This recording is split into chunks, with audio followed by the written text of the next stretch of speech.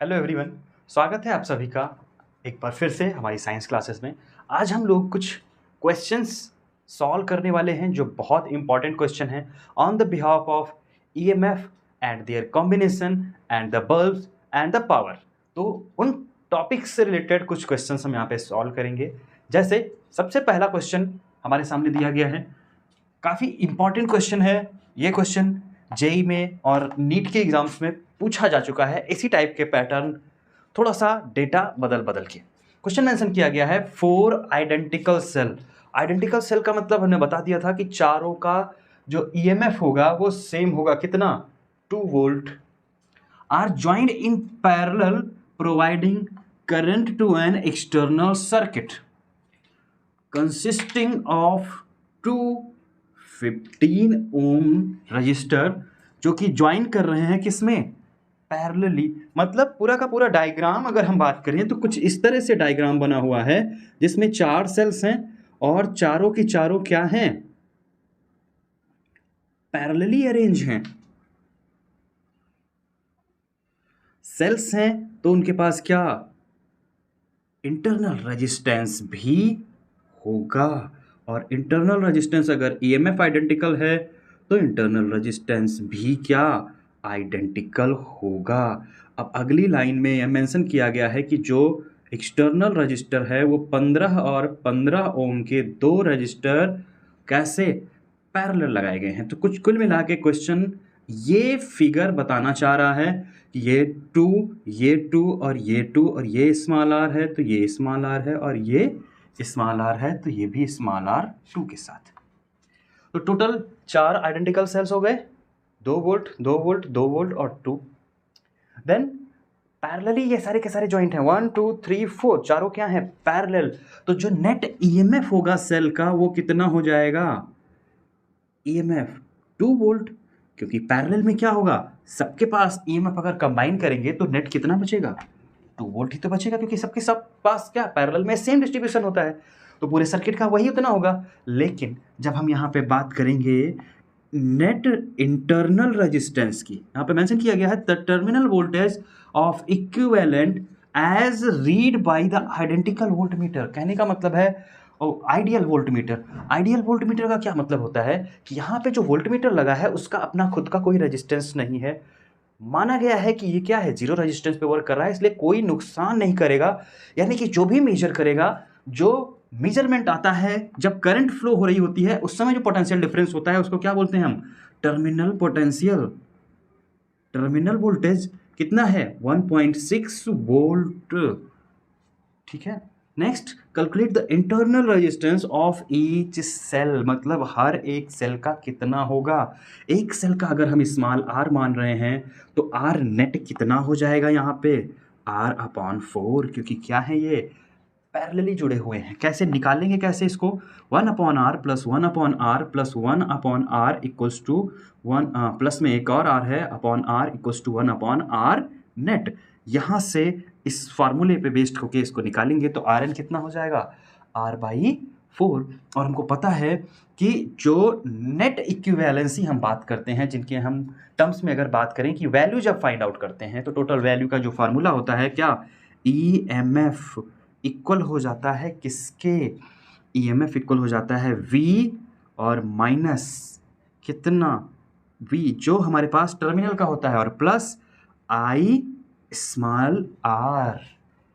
I निकालने के लिए हम क्या करते हैं, I निकालने के लिए हम ईएमएफ के रेस्पेक्ट में निकाल सकते हैं इक्विवेलेंट रेजिस्टेंस, यानी कि टोटल रेजिस्टेंस और टोटल ईएमएफ। तो टोटल ईएमएफ निकालने के लिए हम पहले करंट निकालने के लिए क्या करेंगे, करंट कैसे निकालेंगे, करंट निकलेगा हमारे पास कैसे, ईएमएफ अपॉन कितना, capital R plus small R by 4। I ये ईएमएफ के रेस्पेक्ट में आ रही थी, लेकिन अगर हम टर्मिनल के रेस्पेक्ट में बात करें तो यहाँ से V equals to I capital R, यहाँ से भी तो हम फाइंड आउट कर सकते हैं हमारा क्या, करंट। और अगर करंट फाइंड आउट हो गई तो हम आर स्मॉल आर जो है इसकी वैल्यू निकाल सकते हैं। स्मॉल आर कितना हो जाएगा, ईएमएफ माइनस कितना, V अपॉन में हम रखेंगे क्या, I। तो हमारे पास क्या, आर आ जाएगा पूरा का पूरा, और आर क्या, नेट रखेंगे अपॉन 4। ठीक है, तो यहाँ से हम इंटरनल रेजिस्टेंस फाइंड आउट कर लेंगे, लेकिन उसके लिए हम यहाँ से पहले क्या, आई की वैल्यू निकाल लेते हैं, क्योंकि इसके लिए तो हमें आई रखना पड़ेगा यहाँ पे ना। तो आई का फार्मूला यहाँ पे क्या हो जाएगा, V बाई आर। अब देखो V तो हमें दिया गया है कितना, 1.6 वोल्ट, लेकिन रेजिस्टेंस का हेल्प इन्होंने मेंशन किया है कि दोनों पैरेलली जुड़े हुए हैं, कितना, 15 रजिस्टर्ड पैरेलल ज्वाइन है। तो ये 15 ओम और ये 15 ओम, तो net equivalent 1 upon R equivalent जो टर्मिनल का होगा ये कितना हो जाएगा, 15 प्लस 15। सॉल्व करेंगे तो 2/15 1 अपॉन आर इक्विवेलेंट, तो आर इक्विवेलेंट कितना हो जाएगा, 15/2 मतलब 7.5 ओम। यहाँ पे हम रख देंगे 1.6 अपॉन 7.5 ओम। ये हमारे पास कितना हो जाएगा, करंट 16 अपॉन 75। अब यहाँ पे अगर हम वैल्यू रखेंगे किसकी, ईएमएफ की, ईएमएफ हमारे पास कितना है, 2,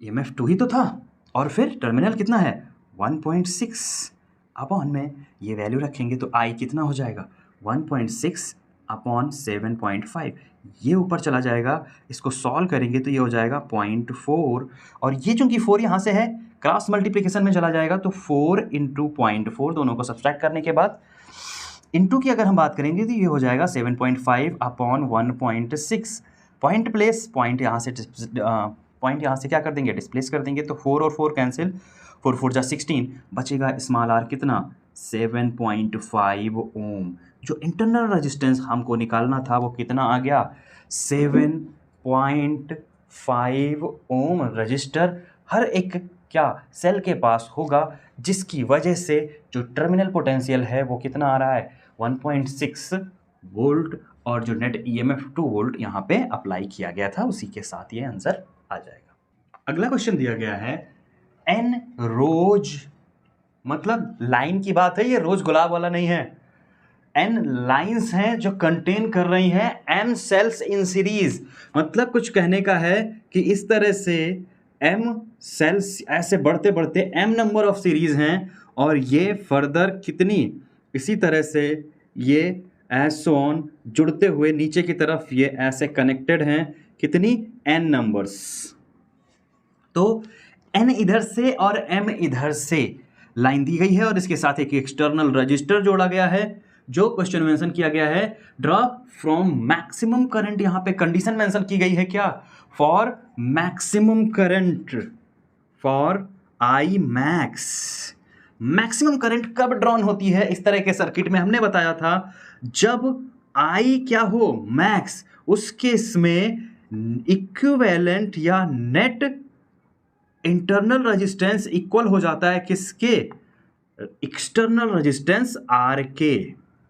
ये तो हो गया क्या, क्वेश्चन के हिसाब से जो कॉन्सेप्ट लगना है कि आई मैक्स हो गया तो net internal resistance R max के हो जाएगा, और मेंशन किया गया है इसमें कि if the total number of cells used is 24। तो देखो जरा, अगर एक लाइन में m और ऊपर से नीचे n, तो यहाँ पे जो टोटल सेल्स हो जाएंगी वो कितनी होंगी, टोटल सेल्स कितनी हो जाएंगी, m इंटू एन। अगर हम सीरीज को इधर से मल्टीप्लाई कर दें, जैसे अगर इधर 4 सेल्स हैं, एक में 4 4 4 3 में है, तो 4 इंटू 3 12 हो जाएंगे ना। उसी तरह से हम यहाँ पे डायरेक्टली फॉर्मूला लगा सकते हैं, m इंटू एन, और हमें मिल जाएगा कितना, टोटल नंबर ऑफ सेल्स। तो यहाँ से हम टोटल नंबर ऑफ सेल्स की बात करेंगे, तो ये मेंशन किया गया है, क्वेश्चन में दिया गया है कितना, 24। टोटल सेल्स कितनी है, 24। इंटरनल रेजिस्टेंस भी दिया गया है कितना, 0.5 ओम। मतलब ये सब कितने हैं, 0.5 ओम, 0.5 ओम, 0.5 ओम। तो पिछले वीडियो में हमने इसके रिलेटेड एक कॉन्सेप्ट पढ़ा था, जहाँ पे हमने बात की थी कि आर जो नेट हो जाता है ये कितना हो जाता है, अगर एम सीरीज में है तो m अपॉन एन इंटू कितना, स्मॉल आर। एक इंटरनल रेजिस्टेंस की जो वैल्यू है वो m टाइम्स, और पैरेलल में जितने नंबर्स हैं उनसे upon 1 times 1 upon n times multiply करके हमें मिल जाता है नेट इंटरनल रेजिस्टेंस। और मैक्सिमम करंट के केस में ये किसके बराबर हो जाएगा, रेजिस्टेंस जो एक्सटर्नल लगा हुआ है कितना, 3 ओम। तो ये वीडियो पिछले वीडियो के जस्ट लास्ट में इससे रिलेटेड कॉन्सेप्ट बताया गया है। अगर अभी तक वो वीडियो नहीं देखा है तो ज़रूर वापस से जाके वो वीडियो देख लें, उसका लिंक नीचे डिस्क्रिप्शन बॉक्स में उपलब्ध करा दिया जाएगा, देख लीजिएगा वो वीडियो भी, ताकि ये कॉन्सेप्ट आपके क्लियर हो जाएं। यहाँ पे अगर हम बात करें m/n, तो ये सीधे सीधे m/n लिख देंगे, और यहाँ पे r की वैल्यू है 0.5 इक्वल्स टू कितना दिया गया है 3 ओम। तो 3 ओम क्या है 0.5 को अगर हम यहाँ पे नीचे भेज दें 0.5 तो पॉइंट हट जाएगा, और 5 से ये क्या हो जाएगा 0, और 6 टाइम्स तो कितना m इक्वल्स टू कितना हो जाएगा 6 टाइम एन्स, मतलब m इक्वल टू किसके है 6n के। अगर n को मान लें n ही है और m कितना हो गया 6n, तो यहाँ पे आके हम देखते हैं फॉर्मूले में m की जगह पे अगर हम रख दें कितना 6n, तो क्या हो जाएगा 6n into n equals to कितने हो जाएंगे 24। और यहाँ से अगर हम 6 को नीचे भेजें तो n स्क्वायर इक्वल्स टू हो जाएगा 24/6, 6 4 जा, मतलब n इक्वल्स टू कितना हो जाएगा 2। नंबर कोई यूनिट नहीं होगी क्योंकि नंबर की कोई यूनिट नहीं होती है। और n अगर 12 हो गया तो m कितने हो जाएंगे, यानी कि एक सीरीज में सिर्फ पैरेलल में 2 ही लाइन जुड़ी हुई हैं और दोनों में कितने m लगे हुए हैं एक एक में, तो 6 और 6, क्योंकि क्या हो जाएगा फॉर्मूला 6n के बराबर हो जाएगा, यानी कि 6 इंटू 2 मतलब कितने 12 सेल एक सीरीज में लगे हुए हैं, 12 और 12, और फिर दोनों का कॉम्बिनेशन निकाला गया कितनी 2 पैरेलल लाइंस और 12 सेल्स इन द सीरीज, तो टोटल कितने हो गए 24। आसानी से हमने यहाँ पे नंबर्स ऑफ सेल्स का कोरिलेशन फाइंड आउट कर लिया बिना किसी एक्सटर्नल ईएमएफ या टर्मिनल पोटेंशियल को कैलकुलेट किए हुए। ये भी क्वेश्चन आपका पूछा जा चुका है बोर्ड एग्जाम्स में, तो अच्छे से तैयार कर लीजिएगा, इस टाइप के क्वेश्चंस पूछे जा सकते हैं। नेक्स्ट क्वेश्चन आपके पास दिया गया है 360 वाट मतलब क्या है 120 वोल्ट, सबकी रेटिंग कितनी है 60 वाट 120 वोल्ट, 60 वाट 120 वोल्ट, ये भी 60 वाट 120 वोल्ट सप्लाई है बल्ब की। लाइट बल्ब है, कनेक्ट किया गया है क्रॉस द 120 वोल्ट, यानी कि प्रॉपर सबको बराबर सप्लाई मिल रही है, इसको 120, इसको 120, इसको 120 से कनेक्ट किया गया है, मतलब 60 वाट सबके पास पावर मिल जा रही होगी। फिर मेंशन किया गया है if the resistance of each bulb does not change with the current, मतलब इनका जो रेजिस्टेंस है करंट की वजह से चेंज नहीं है। और मेंशन किया गया है अगर इनका रेजिस्टेंस कितना R इसका, R रेजिस्टेंस इसका, R रेजिस्टेंस इसका, क्योंकि पावर और पोटेंशियल सेम है तो सबका रेजिस्टेंस हम मान लेते हैं, अलग अलग निकालने की बजाय क्या मान लेते हैं R R और R। तो यहाँ से क्या हो जाएगा ये रेजिस्टेंस। अब रेजिस्टेंस की अगर हम बात करें तो पावर कितनी हो जाएगी V²/R, एक बल्ब को जो पावर मिलेगी, तो पावर कितनी है टोटल P, V²/R किसके बराबर हो जाएगा पावर के। अब केस क्या आता है इनका रेजिस्टेंस, और पूछा क्या गया है टोटल पावर, यानी कि P नेट पूछा गया है, तो उस केस में क्या लिखेंगे हम V²/R नेट। नेट रेजिस्टेंस कितना होगा पहले हम उसको निकाल लेते हैं। तो अगर ये R है, ये R है और ये भी R है, तो पहले ये दोनों क्या हो जाएंगे पैरेलल। क्या मेथड अप्लाई करेंगे, पहले कंडेंस करेंगे इसको, सीरीज कंडेंसेशन, ये है 1/R और ये है 1/R, तो 1/R प्लस 1/R यानी कि 1/R इक्विवेलेंट कितना हो जाएगा 2/R, तो R इक्विवेलेंट कितना हो जाएगा R/2, यानी कि यहाँ पे पहुंचा कितना R/2। अब ये और ये क्या हो जाएंगे सीरीज में, तो क्या हो जाएगा R/2 प्लस R क्या R नेट, और ये कितना हो जाएगा 3/2R, ठीक है ना। तो इसको यहाँ पे अगर हम पुट करेंगे P नेट की जगह पे तो क्या हो जाएगा V² एज सच ही रहेगा, अपॉन में लिखेंगे 3/2R, तो ये 2 ऊपर चला जाएगा, इसको लिख सकते हैं क्या 2/3 V²/R, और V²/R किसके बराबर है बल्ब की रेटेड पावर के बराबर, और पावर कितनी 60 वाट। तो जब यहाँ पे हम पुट करेंगे इस वैल्यू को कितना हो जाएगा 2/3 इंटू 60 डिवाइड करेंगे 20 से, बचेगा कितना 40 वाट, यानी कि भले ही एक बल्ब को मिल रहा है कितना 60, लेकिन चूंकि ये कंबाइंड कर रहे हैं यहाँ पे पैरेलल और यहाँ पे सीरीज, तो इनमें जो नेट पावर बचेगी वो कितनी हो जाएगी 40 वाट की। अगले क्वेश्चन की अगर हम बात करें तो दिया गया है question, the power of heater is 500 watt at 800 degree Celsius. मतलब क्या कहा गया है कि 800 डिग्री सेल्सियस पे पावर कितनी है, 500 वाट,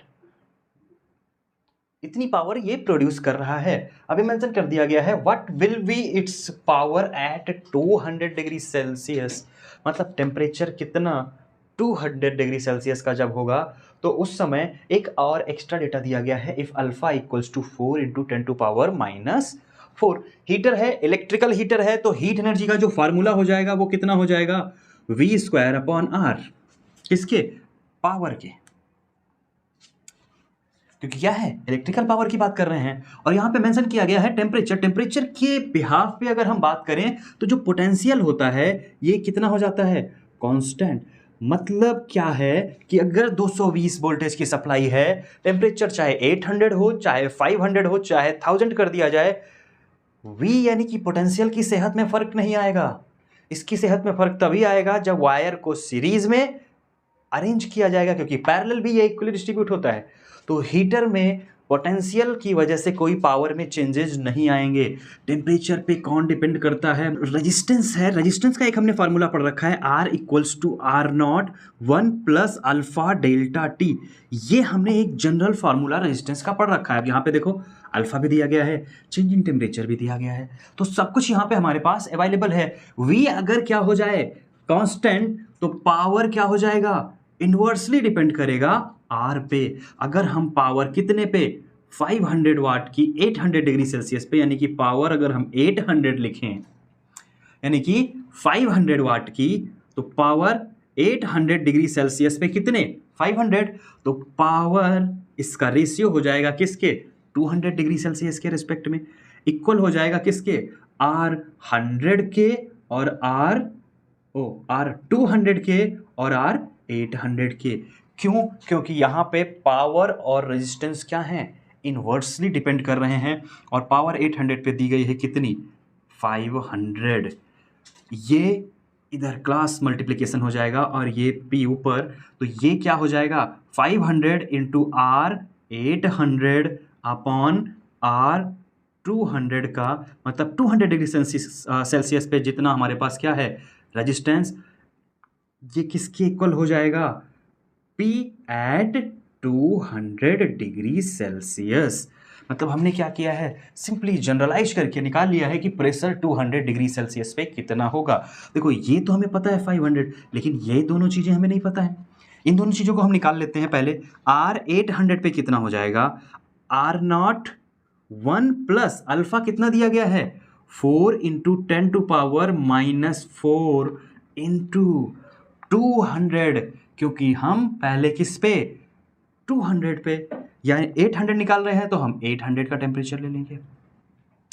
ठीक है, तो यहां से इसको जब हम फर्दर सॉल्व करेंगे तो R0 1 प्लस ये हो जाएगा 4 इंटू 8 कितना, 1 प्लस 32 इंटू 10 टू पावर, यहाँ पे 2 जीरो क्या हो जाएंगे, कैंसिल आउट, और ये बचेगा 10 टू पावर -2। इसको फर्दर सॉल्व करेंगे तो ये हमारे पास कितना हो जाएगा, इसको लिखेंगे 10 टू पावर 2 के साथ, तो ये बचेगा 1 प्लस 0.32। सॉल्व करेंगे तो 1.32 R0 हमारे पास ये पूरा का पूरा बचा रह जाएगा। ये हमारे पास R800 हो जाएगा। इसी तरह अगर हम R200 की बात करें तो ये भी R0 1 प्लस अल्फा कितना है, 4 इंटू 10 टू पावर -4 इंटू 200 के बराबर हो जाएगा। अब जब 200 से सॉल्व करेंगे तो 4 2 जा 8। अब यहाँ पे अगर हम 8 लिखेंगे, 8 इंटू 10 टू पावर -2, तो कितना हो जाएगा, R0 1 प्लस 0.08। इसको सॉल्व करेंगे तो क्या हो जाएगा, 1.08 R0। तो ये हमारे पास क्या हो गए, R800 और R200। यहाँ पे ले जाके इनकी वैल्यू रख देते हैं, क्या हो जाएगा, 500 इंटू 1.32 अपॉन 1.08 इक्वल्स टू कितना, पावर एट 200 डिग्री सेल्सियस। अब इसको क्या उड़ा देते हैं यहीं पे। यहाँ पे हम बात करेंगे तो ये सीधे कैंसिल हो जाएगा, 12 9 108, और इसको बात करेंगे तो ये 11 टाइम्स डायरेक्टली कैंसिल हो जाएगा। अब इसको यहाँ पे अगर हम लिखें तो 11 1 जा 11 और 0 0 0 0 बचेगा, 11 5 जा 55 अपॉन 9। यहां से अगर हम पावर की बात करें तो ये 9 टाइम्स हो जाएगा, 9 6 जा 9 6 जा कितना हो जाएगा 54, 1 रिमेनिंग यानी कि 10, ये 0 आ जाएगा, 9 1 जा 9, फिर बचा 10, 9 1 जा 9.11, पर हम यहां पे डायरेक्टली 611 वाट पे क्या करेंगे, पावर का आंसर छोड़ देंगे। कितना 611 वाट हो जाएगा 200 डिग्री सेल्सियस पे पावर, मतलब इतनी पावर जनरेट करेगा जब हम किसी चीज को बॉईल कर रहे होंगे, कौन, हीटर। डिफरेंट काइंड ऑफ जो क्वेश्चन थे ये सारे के सारे किसी न किसी एग्जाम्स में पूछे गए हैं, आपके बोर्ड्स में भी और जेई और नीट के एग्जामिनेशन में भी, तो इनको अच्छे से देख लीजिएगा। इनसे रिलेटेड टाइप ऑफ क्वेश्चन खुद से सॉल्व करने की कोशिश कीजिएगा। कुछ अगर डिफिकल्टीज आती है तो नीचे इंस्टाग्राम आईडी का लिंक दिया गया है, आप वहां से डायरेक्ट क्वेश्चन हमें मैसेज कर सकते हैं। अगर इनमें किसी तरह की कोई समस्या लग रही है तो भी आप वहां पे हमें इन्फॉर्म कर सकते हैं या कमेंट बॉक्स में मेंशन कर सकते हैं। इनसे रिलेटेड अगर आपको पीडीएफ कई सारे क्वेश्चंस जो वहाँ पे अरेंज किए गए हैं वो चाहिए तो नीचे टेलीग्राम चैनल का भी हमारे लिंक प्रोवाइड किया गया है, वहाँ पे आपको इसकी पीडीएफ मिल जाएगी, आप सॉल्व कर सकते हैं। अपनी बुक में जो भी क्वेश्चंस होंगे इनसे रिलेटेड सॉल्व कीजिएगा। मिलते हैं अगले पार्ट में, अभी के लिए इतना ही। जय हिंद।